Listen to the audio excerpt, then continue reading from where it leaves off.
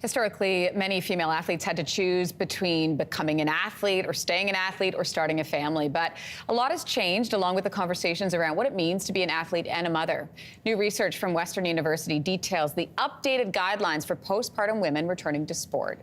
Joining us this morning is Margie Davenport, an exercise physiologist and a professor at the University of Alberta. Good morning. Good morning. How are you? I'm very well. Okay, so let's break this down. There's this research out of Western proposing a new approach to returning to physical activity in sport. What does that approach look like? What are they suggesting? So over the last few years, we've really come to recognize the importance of considering more than just a physical readiness to return to sport postpartum.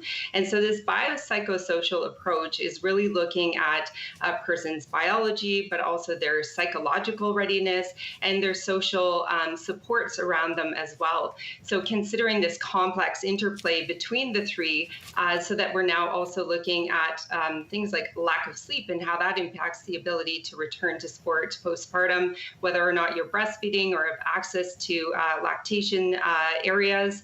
And certainly if you have supports to be able to bring your baby to the courtside or to the pitch, a lot of things are really being considered that we really hadn't thought about before.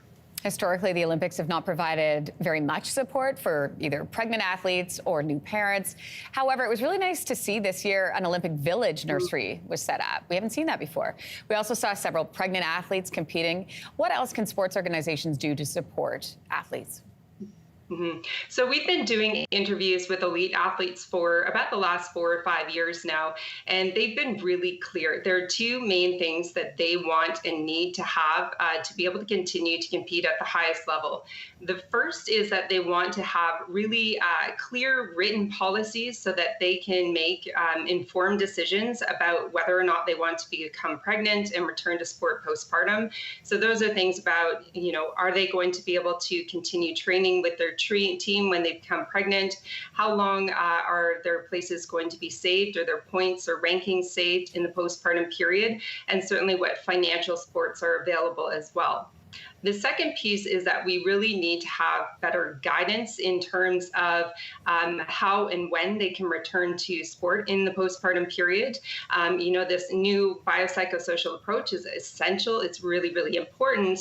But what we need now is more of the how and when we can return to be able to guide a little bit better. And so we are seeing some pretty major changes happening in this area over the last, even 6-8 months. FIFA just came out in June, and they've put together brand new maternity regulations that I helped to develop, which is super exciting.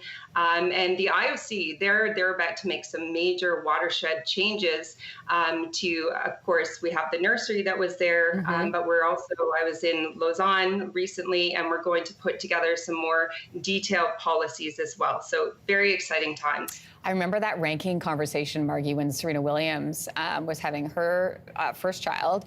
I remember that conversation and thinking, I can't believe that her ranking doesn't hold while she's, having her baby and for those couple months. I remember being shocked by that. Last, I want to ask you, we've always been told we can return to physical activity or sport like 6 weeks after giving birth. I've had 3 children. I could not imagine doing that. There's so much significant physical and psychological changes that happen to the body and the mind. So what does the research say about the timing of returning to training? So it's really quite interesting. So we've had this blanket recommendation to get medical clearance at 6 weeks postpartum, and then you're basically free to go and do whatever you want. You could start to run the next day if you wanted to. But I'm actually leading the upcoming Canadian guidelines for physical activity, sedentary behavior, and sleep in the first year postpartum that will be released later this year.